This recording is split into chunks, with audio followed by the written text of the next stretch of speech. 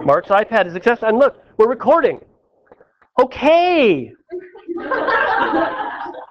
Look at this. Yeah, this has got a battery in it, so it's supposed to work.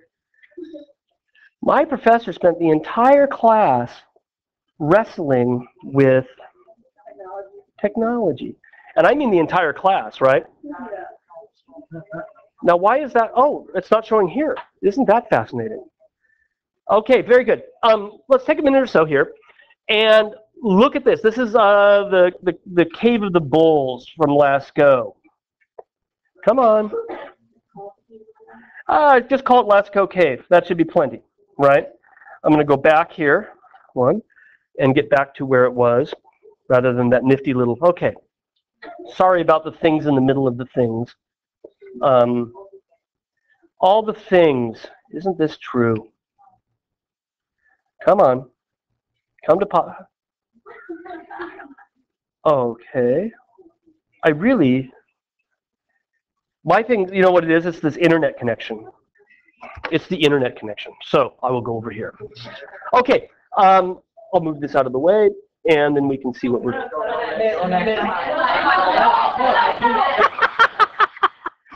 Thank you. Thank you, guys. I know, me too. And I'm not going to edit them either. I'm just going to leave them up the way they are. Okay. The Hall of the Bulls at Lascaux Cave, one of the earlier works that we have, and certainly one of the earliest that we'll see this semester. You can see that there are quite a few different animals that are depicted here on the wall. The wall outcroppings up above.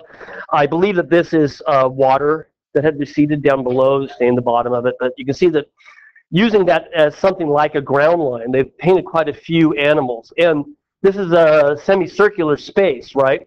So there's an exit over here. And what we're seeing at the top is just how they wrap around the room, okay?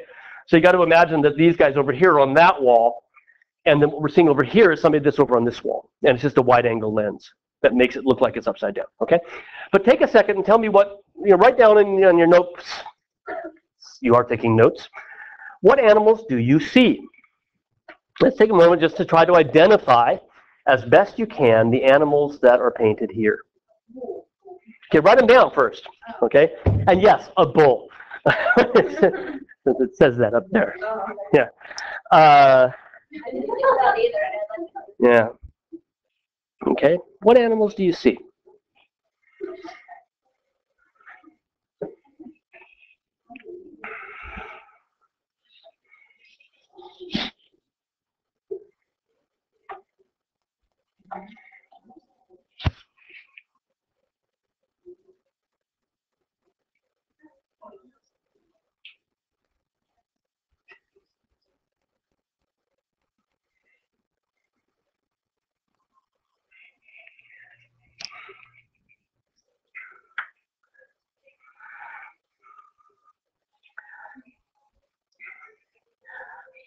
Okay, so talk to me. What do you got written down?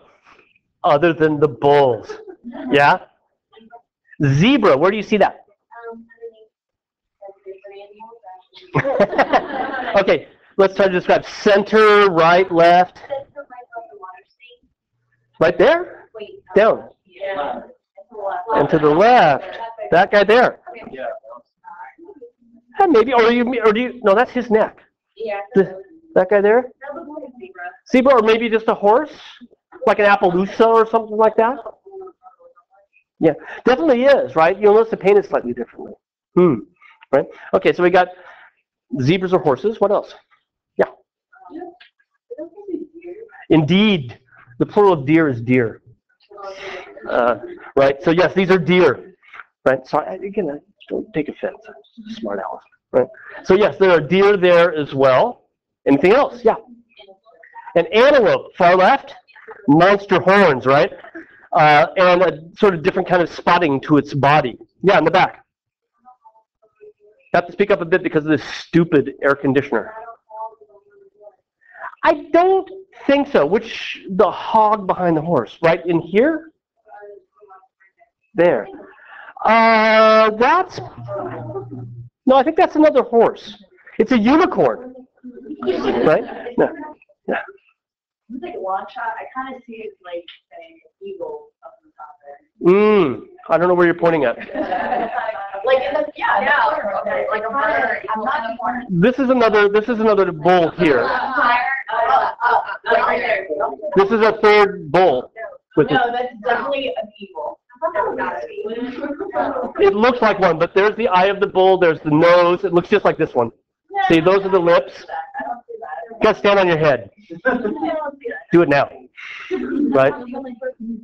I'll tell you why you don't, is that it's been damaged, and you can see that this part of the cave has fallen off here, which obliterates part of the bull.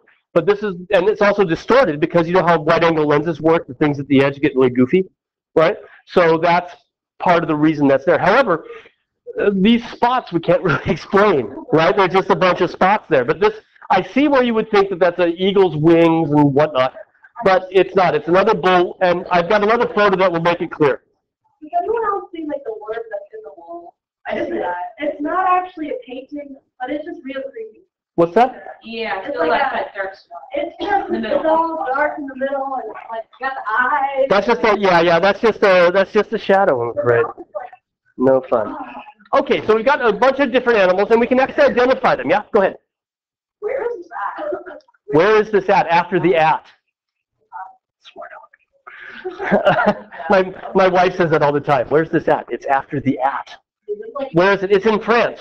Lascaux is southwestern France, and that's where quite a few of these caves are, in the region of the sort of the foothills of the Pyrenees area, Massif Central, if you know your way around France at all, and it's closed to the public.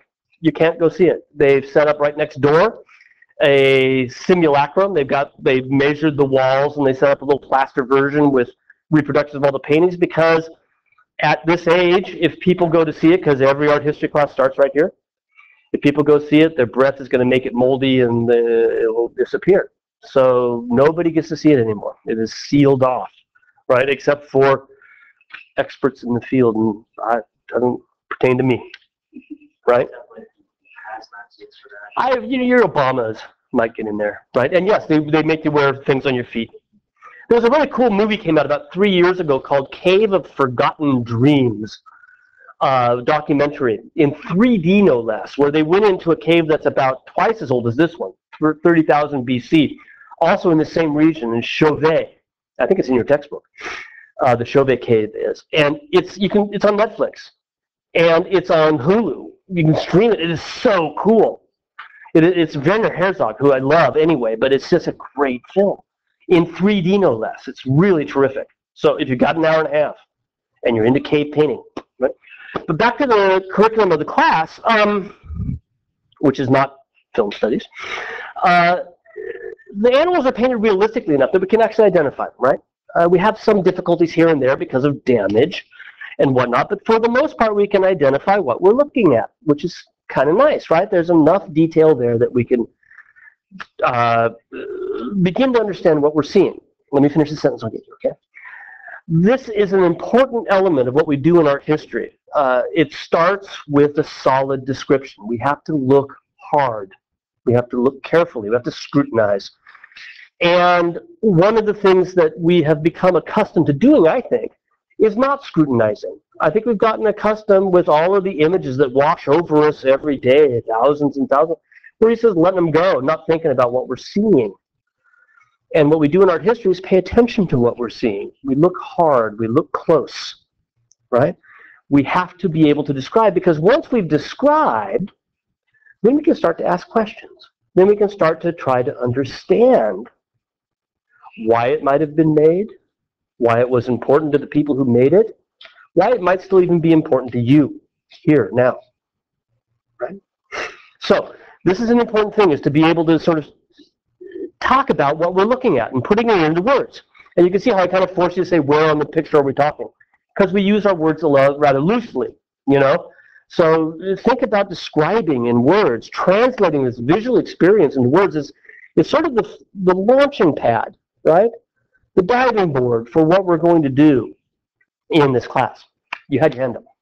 I was just curious. I was wondering how they were able to like kind of stain it, so can you We'll get there. Okay, hold that thought. We'll get there, okay? One of the things that we do in art history, one of the things that we work on in describing subject matter, a word that we use for this, well, it's already up on the screen, I guess I must have hit return accidentally, is iconography. That's the term, it's a sort of the $10 term that art historians use for subject matter. That's all we've been talking about so far is subject matter, right? What is depicted here? And the word comes from icon, which means image, ography, right, graphing it out, right? So iconography is the study of subject matter. And it is the first step that we take toward analyzing the work of art. And in many ways, that I always thought made it very similar to other practices. You know, in a sociology class, you have to sort of describe a situation before you can analyze that situation. In a bio class, right, you have to describe the organism. You have to work with scrutinizing it before you can begin to analyze how it works, right? And if you make misperceptions, everything else goes bad, right? Because you've screwed up from day one. So we have to describe what we're seeing, and this is not as easy as it might seem, right? Now, in art history, we try to explain the meaning and the significance of the works of art based on those descriptions and other historical information when we have it. Right? And to do that, obviously, we need some information about the historical context of the work of art and the people who made it. This is different from art appreciation, right? In an art appreciation, we go, ooh, pretty. I like brown. You know, look at the beautiful line, which we will do from time to time. But now we're going to say, who made this and why? What did it mean to them? Right? That's our central task. What was its significance to the culture that produced it? And for us, we're very lucky because we're looking at primary documents here. Reproductions of them, but primary documents. This will give us insight to that culture. In the same way that, you know, reading the Declaration of Independence tells us about how late 18th century Americans thought. Right? This is a primary document full of information for us. So, when we're thinking about the historical context, we will ask questions like, when was it made? Art history is full of dates. Your other history classes, I think, are full of dates too, right? But for us, it's kind of just as important because sometimes art draws on itself. Sometimes art feeds on itself. And sometimes an artist will borrow things from another artist. And the dates can become important as we're thinking about who originated and who followed. Right? But we also want to know who made it. And so I brought in this silly little diorama from the Smithsonian Natural History Museum. I think they've taken it down now because it's so dumb looking. But shows the people who are making it. So, what do we know about these people who made it? As we begin to ask these questions, when and by whom, then we can begin to answer why and what it had meant to them. Right? We need that information. When and by whom. Now, answer those questions, or at least begin to. When? The earliest images that came from human hands that definitely were the product of somebody making something to represent something else, right? Date to around 30,000 BC. Those are the very earliest. So we're halfway home here, right? We're halfway to now, in this case. They've been doing it for 15,000 years by this point. This period that we're looking at here, way back when, is, in fact, the period that we refer to as the prehistoric period. What does that term mean? Does anybody know the term prehistoric? What do we use the term to mean? Yeah, in the back. Yes, before written documentation. Well, obviously there is documentation because we've got this painting on the wall, right? So there are other forms of documents that are out there, but it's before writing. It's before any written record, which makes our work difficult in understanding or trying to understand the significance of the piece because they didn't leave us anything to explain it. They didn't leave any written records that says, I put the bull on the wall because I wanted it to represent this. right? We don't know. So we're left sort of at an intelligent guessing game as to, with prehistoric art, what's actually going on. Okay? So there's our rules, the prehistoric period. Now, what do we know about these people in the prehistoric period? In the earliest part of the prehistoric period, which we're still on here, right? This was before humans had settled. Mankind, as we know, were hunter-gatherers. Nomads, exactly, right? They were following the livestock. I guess livestock's the wrong word, because that's what you use when you've raised it, right?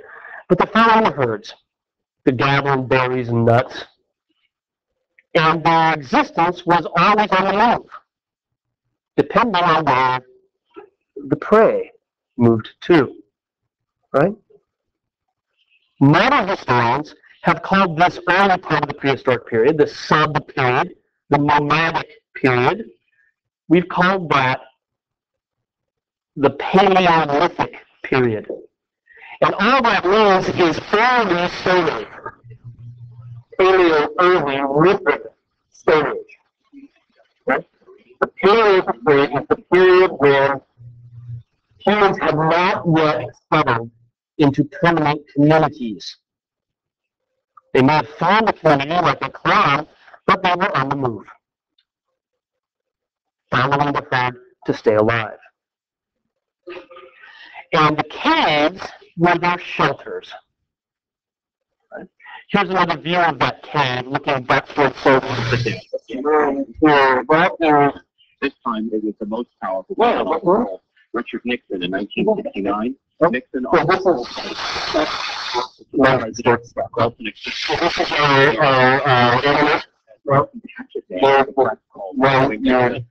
dirty work in the Nixon White House, and a good deal of he didn't do much of what was alleged about his life.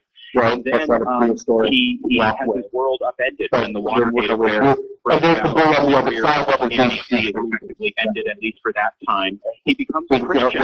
We can go more into that, but he becomes a Christian. Right. This is where they would stop to rest, where they would set up camp, while chasing the herd. Insofar as we know for sure, this was where they'd stop. So knowing that they were nomadic, knowing that they relied on hunting for survival, knowing that they moved from place to place, how does that help us understand the images better?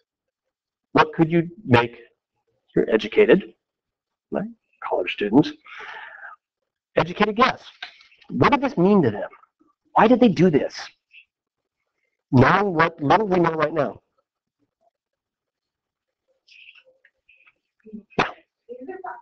Probably like the most important things in your life. That's a really important thing, right? Stand up and say so. Really Stood up himself and included.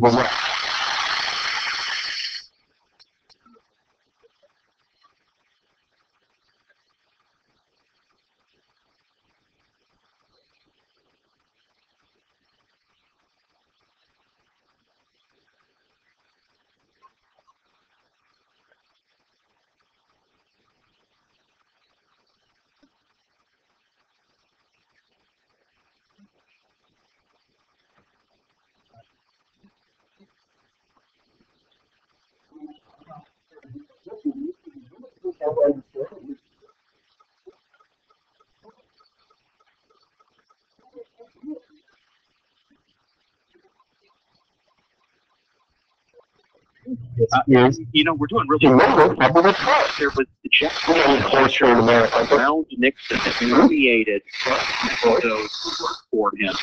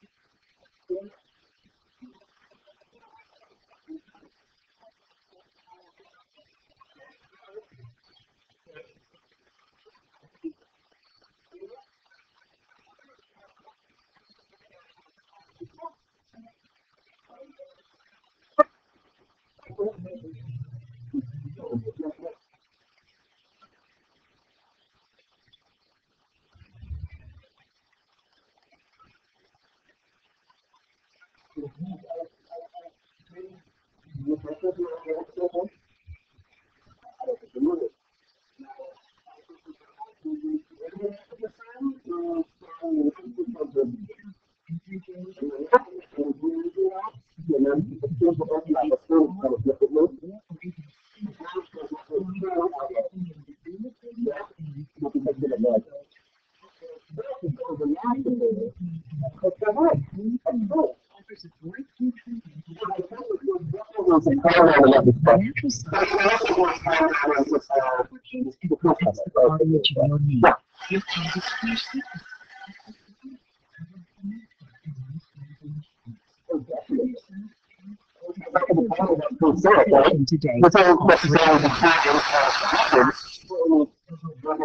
I hate methane that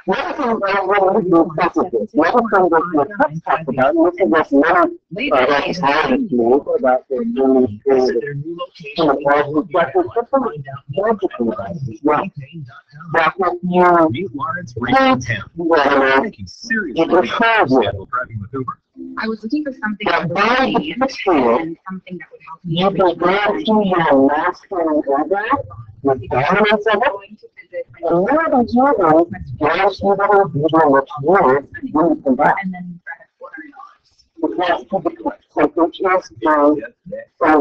if you want to go out and make $40 a day, you can. If you want to go out and make $5.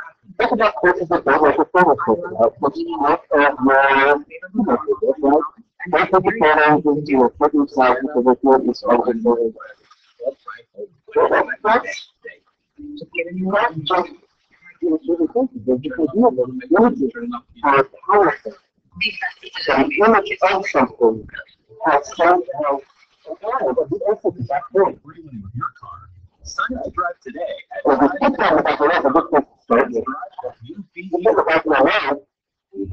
Christian Academy, located at